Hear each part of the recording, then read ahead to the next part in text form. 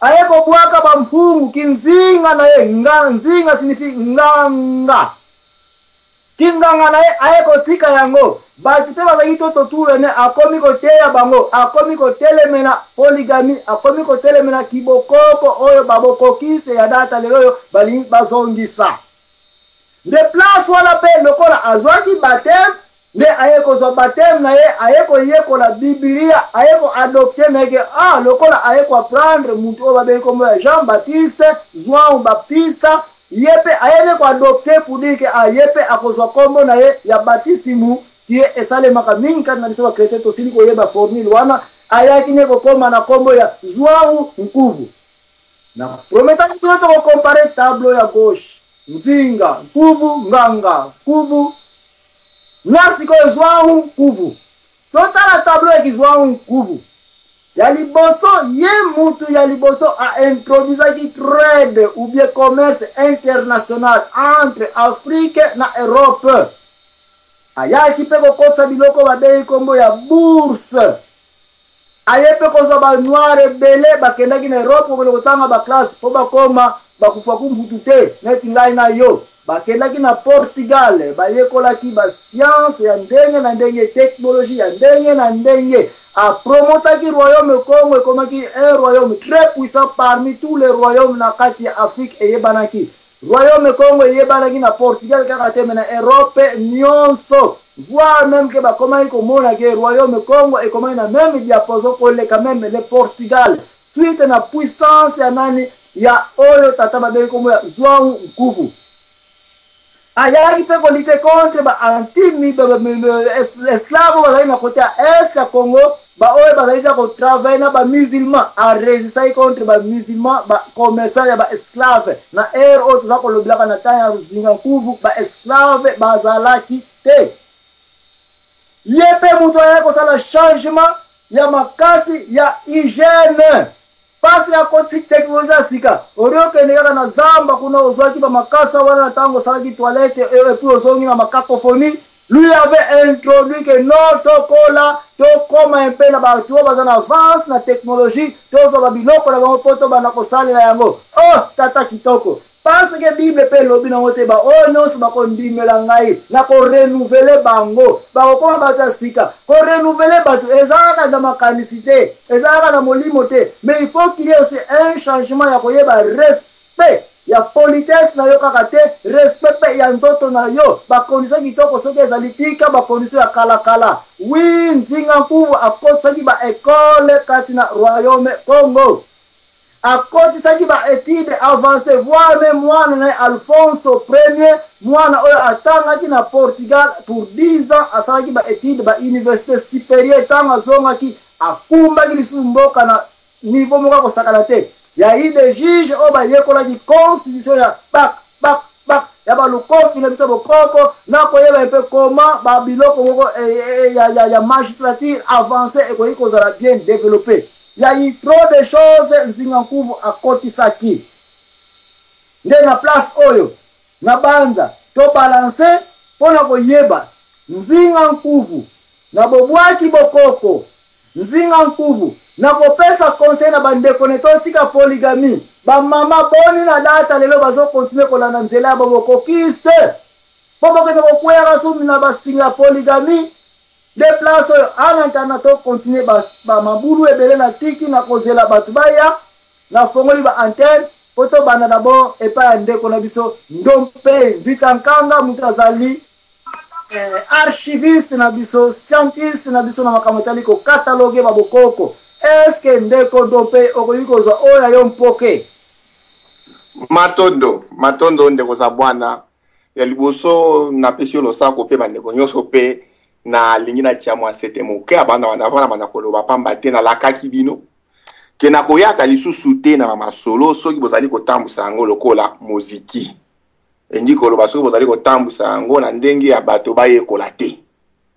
Alors soki vraiment eloko wana ezali arranger ngana na problème te pamba te sengeli koya kolamusa bandeko bazali très sous-informé na makambo ya mboka na bango moko ezali kokamwisa ngai pamba te esengeli oyeba makambo malekaki pembeni na yo ke okende koyeba ba Mésopotamie, oyeba ba Nabucodonosor, ba makambo moko elekaka des millénaires avant. Tandis que makambo ya nzinga nku ndenge ozali koloba 14e siècle lobi kaka.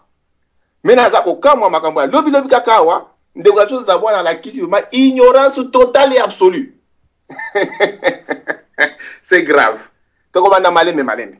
Et là, on va liboso la ligne na que selon ligne du temps, le calendrier, le royaume du Congo va être situé origine na yango, c'est-à-dire l'établissement na yango vers le 2e siècle avant Jésus-Christ. Et plutôt après Jésus-Christ. C'est-à-dire après la nouvelle ère, pour être clair. Et puis connaissance et existence du royaume Congo, Napoto, c'était déjà vers le 6e siècle après la nouvelle ère, c'est-à-dire après Jésus-Christ. Arrivé, il y a un portugais, dans le royaume Congo, c'était au 14e siècle. Et Nikoloba, Baye na Souka, Baye ko provoqué déclin. Parce que vous voyez, ce qu'on a dans l'histoire, balobaka, société nyonso yo empire nyonso so ba royaume et bané ko banda la naissance et atteindre apogée et puis bani ko kita na déclin. Donc ce total malamu à partir du 14e siècle, c'est le déclin du royaume Congo. Contrairement à ndenge ndeko za bwana zali koloba que c'est le début de l'apogée. Alors to banda siko na likambo za ko intéressé biso likambo ya nzinga anko. Likambo ya nzinga Nalingi d'abord na signifia que Nzinga ce n'est pas un nom Congo seulement. Nzinga c'est un nom bantou parce que ce qui est pas bantu baluba okuti yango Mujinga. Mujinga est équivalent de Nzinga. Les mêmes conditions. Oyo ezalaka na tango bapesaka mwana comme Mujinga ezali les mêmes conditions ya mwana Nzinga. Et Nikoloba azali mutumoko spécial. Kobanda naissance naye eza miraculeux. Nzinga euti na kombo kujinga. Ndikoba kokangisa. Naza kujinga, naza kokangisa. Ndikoba mwana abota mangana cordon ombilical naye ekangie na kingo. Ndiko la kisa kezali elembo ya pouvoir. Ezali kolakisa kezali elembo spécial. Le quoi ndeko za bona présenter ngo malamu awa nzinga azaka docteur azanganga nganga elingi koloba nini nganga elingi koloba savant. So il faut traduire yango na terme français. Un nganga c'est un savant, c'est-à-dire un grand maître parce que na mon nganga ozali komona nga deux fois nga ezali nga moko na mi sosoli tango na mi sosoli deux fois Ndi Koloba n'a commis 2 fois plus que Ngai. Donc n'a commis un savant, c'est lui qui se connaît 2 fois. C'est lui qui se connaît à l'exponentielle. Donc un ganga, c'est l'équivalent d'un savant.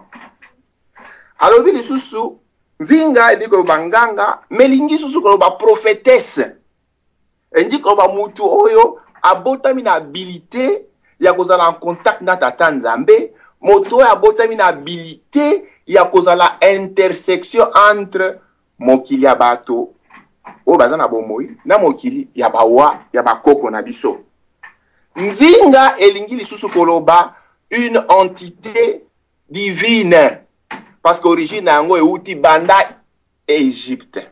Okokuta la reine Isis. Isis yango nde kokoma Ijinga e kokoma Mujinga. Parce que Mujinga ozali na kati Muji nanga. Eloko oyo ekangi nga. La divinité oyo ekangi nga. Alors, du point de vue définitionnel, tala ndenge sengeli to comprendre le nom Njinga qui n'est pas un nom seulement, il y a terroir moko ndenge ndeke ndeko za bwana zali kotia ngoneti tribal. Parce que c'est un nom qu'Obanda Égypte a retrouvé en la reine Isis, Isi, Ise, Yango eko koma Njinga, Mujinga, Kanjinga, Nzinga. Tala esika amoana ezali relié. Wanzaki du point de vue étymologique, pambate c'est to comprendre mon akati na étymologie na yango pour to avancer. Parlons maintenant du roi Nzinga Nkuvu. Et donc on découvre ayebi peut-être traité, c'est que le roi Nzinga Nkuvu n'était pas le premier dignitaire Congo qui a se convertir au christianisme, mais tout à être corrompu dans le régime chrétien. Parce que, on passe dans Congo, qu'en venant de la mer, ce que vous avez dit au Congo, vous avez Congo. Mais pour Yaliboso et Sika Liboso Bateraki, c'est ça na Solongo.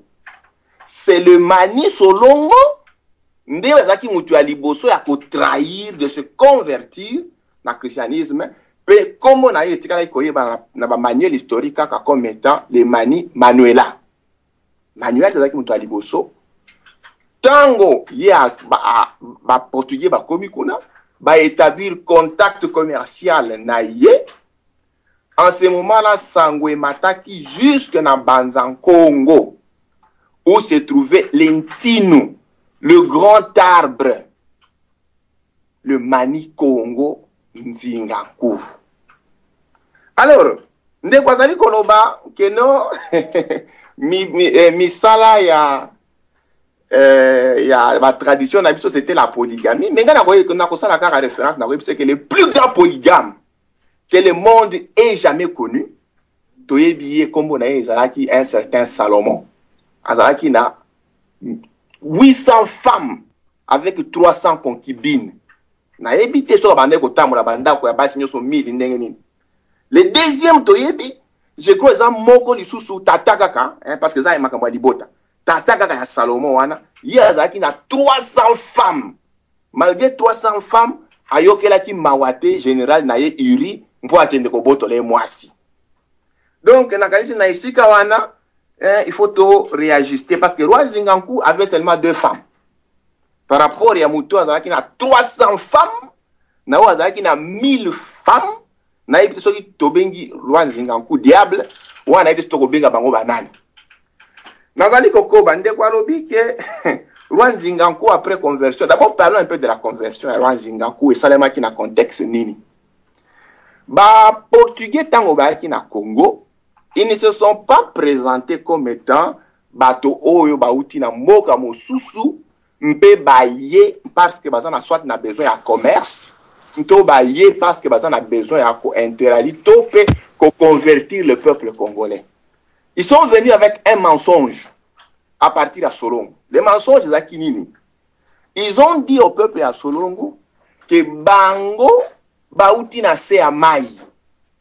Bazali bato bauti na se amai. Et Nikoloba, ezali ba koko ya basolongo, oyo ba kufaki, ba kena mokili ya mai, talesika bazali kobima na mai.